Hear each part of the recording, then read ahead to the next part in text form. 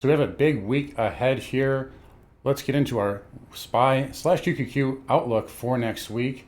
And we've got some key levels that you're not going to want to miss. Let's kick it off here with the spiders. But first, again, don't forget to give the video a thumbs up, please. And thank you. We're so close to 5,000 subscribers. Also, I haven't talked about this, but we're very close to 1 million views as well. I think I'm about 10,000 shy. So let's see if we can hit 10,000 in this video. Let's just get it done. Let's do this. But anyway, appreciate everybody for all the support over the time here. We're coming up on 4 years of me doing this. So yeah, it's been a fun ride. But anyway, let's get into it this week. So Sunday night, we typically talk about dealer levels, specifically keep the video a little bit shorter.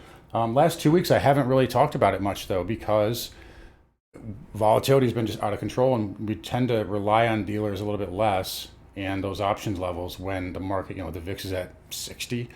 But over the last week or so, we have definitely seen a nice OPEX float back, and we definitely saw some pinning action on Friday. That was a pin to market 100%. Right now, we do have a bull inside bar here on the spiders too, and bulls can hang that in there. As long as they're inside of that, they can try to consolidate for a move higher. But right now, we'll just get into the dealer levels here. We'll talk Tesla and Google; those will be big. Also, an interesting asset to look at next week will be TLT. We'll talk about that in a second. But right now, throughout the week, again, I'm doing the video before Sunday. These levels could change a little bit. If we dump out big or something like that Monday, or if we pump big, they're going to change. But right now, this is what we're looking at here. Our we call it LG1. That's going to be around 520. And, there's levels in here, 525, 530, but I'm not going to put them in there because we're in that range. 540 right now, and this actually should be green, but 540 is your first kind of call resistance. And yeah, weird number, but 543 is another notable level that I was able to come up with. And 550, so this looks like our range here. 520 is your first support down, and then 510, 500. Market right now is not really, from what I can see, pricing in anything past that. Now, if we go down to 500 somehow, yes, other levels will open up below that. But right now, that's not really what is being priced in from what I can see. We do have some earnings, so that could move the tape around. Economic data-wise, nothing really other than Michigan consumer, I believe. We have a bunch of Fed heads scheduled for next week too, but they don't matter like they used to. But that's kind of what we're looking at here on the spider. So mark those down. For the triple Qs here, we've got 435, 420. So that's going to be kind of like similar to your 510, 500 on SPY. 450 is kind of your LG1. That's like your big pin. And then 460, that's really it on the upside right now. There's also, this is a bonus level here. I put this in, and that might actually line up with the 443 that I was just talking about, that weird number on SPY. But there is some short put there. So if we get some positive news Monday, a trade deal thing, something like that, they could try to kill those and close us up there, maybe up to that 460 area. So that's kind of where the market is pricing in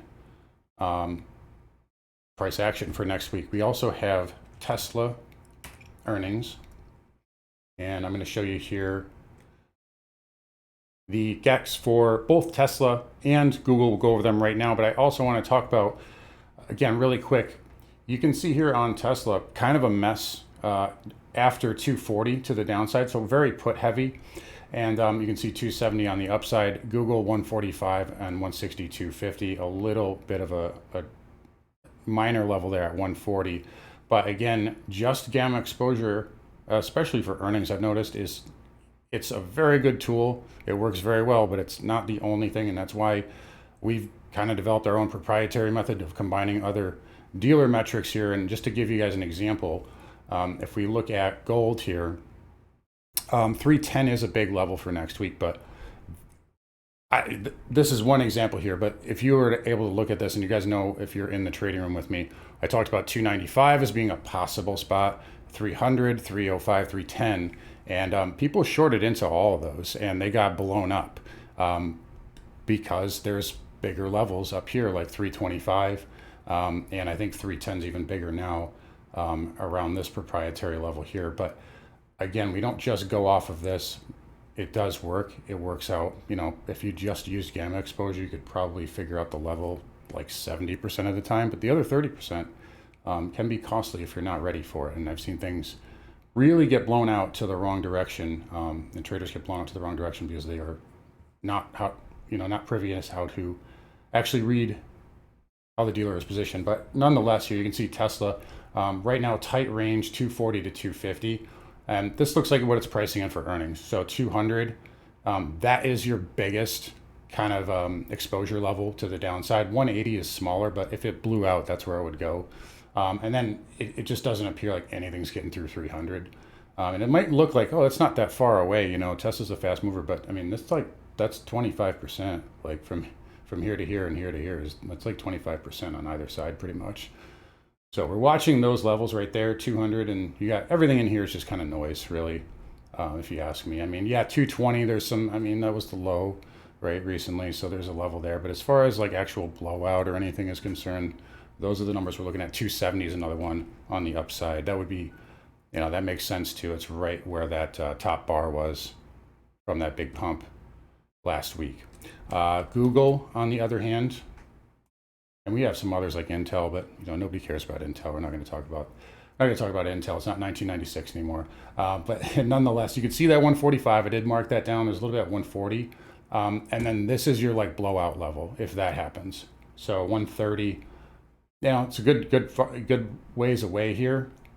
That would be a big move for Google. It doesn't, it's not a fast mover, but yeah, that would be kind of your blowout level, max downside, I think. And then 162.50, I did put that one in there, and it looks like 170-ish is kind of what the market's pricing in. Now, just to be clear here, that doesn't mean it can't go past any one of these levels. That just means that's what the market's priced in here.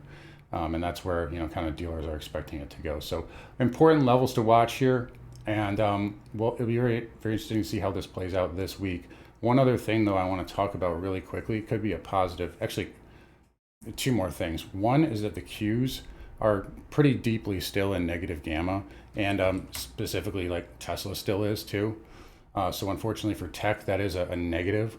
The Russell, however, has been outperforming lately, and we talked about that this past week.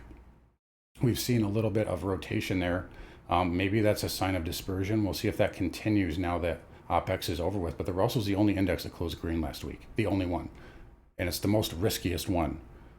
So yeah, is money rotating? Is money, is that a risk on signal? Something to consider. One other thing too, I want you to take a look at TLT here.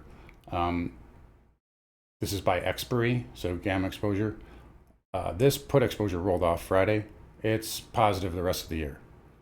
If TLT gets a bid, it's, I would assume, some sort of tailwind here for the market. Why is the market selling? We're worried about rates, right? We're worried about foreign companies, foreign governments dumping our treasuries, right?